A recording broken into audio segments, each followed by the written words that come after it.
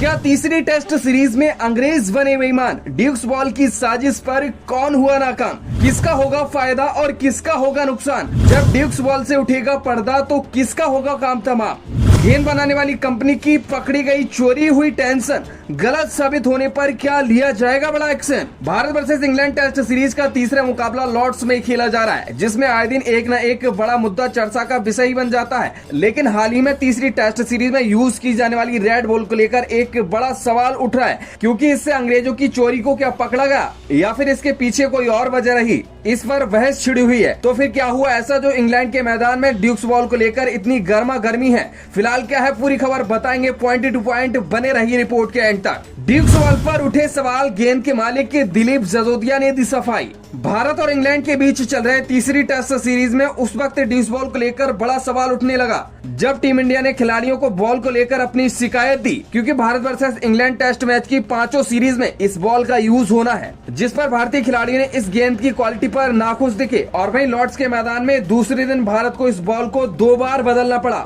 10 over पुरानी ball बदले जाने के बाद टीम इंडिया के खिलाड़ी इस बॉल से नाखुश दिखे, जिसके चलते 2 बार इस बॉल को बदलना पड़ा। आपको बता दें, Bharat versus England test match की पांचों सीरीज के लिए ये बॉल खेलने के लिए दी गई है, जिसके बाद भारतीय खिलाड़ियों ने पाया कि गेंद बहुत जल्द ही सॉफ्ट हो रही थी, क्योंकि गेंद को लगभग 80 ओवर में सॉफ्ट होना चाहिए या फिर 50 से 60 ओवर में होना चाहिए। पर जिस ड्यूक्स बॉल से तीसरी टेस्ट सीरीज में भारतीय गेंदबाज बॉलिंग कर रहे थे, वो मात्र 10 ही ओवर में सॉफ्ट हो गई, जिसकी वजह से टीम इंडिया के कप्तान सुमन गिल अंपायर के पास शिकायत लेकर पहुंचे और उनके बाद मोहम्मद सिराज भी अंपायर के पास बॉल की शिकायत लेकर पहुंचे। इसके बाद उनके कहने पर दोबारा गेंद को चेंज किया गया, लेकिन इसी बीच ड्यूक्स बॉल की कंपनी पर शिकायत उठने लगी। आपको बता दें, ये कंपनी इंग्लैंड की है जो कि ड्यूक्स बॉल बनाती है, जिसके मालिक दिलीप जजोदिया है। और इस पर सवाल भी उठ रहे हैं कि आपकी कंपनी किस तरह की घटिया बॉल बना रही है, जो कि 10 ओवर में ही सॉफ्ट हो जा रही है। फिलहाल मीडिया रिपोर्ट्स के मुताबिक कंपनी के मालिक दिलीप जजोदिया का कहना है कि खिलाड़ियों को थोड़ा और सब्र और समझदारी दिखानी होगी, और कहा कि गेंद मेरठ से यूके आती है, फिर इंग्लैंड में उसका फाइनल टच दिया जाता है। उन्होंने पीटीआई से बातचीत में कहा कि उनकी कंपनी, जिसकी शुरुआत 18वीं सदी में हुई, वहीं इस दौर के गर्म मौसम और आज के दौर में क्रिकेट की मांगों को ध्यान में रखते हुए बॉल में सुधार करने के लिए तैयार है, जहां बल्लेबाज भारी बल्लों से बॉल पर जोरदार प्रहार कर रहे हैं। फिलहाल ये कहना है ड्यूक्स बॉल कंपनी के मालिक दिलीप जजोदिया का। तो इन धुआंधार खिलाड़ियों को थोड़ा और धैर्य रखना होगा ड्यूक्स कंपनी की बॉल में सुधार होने तक का।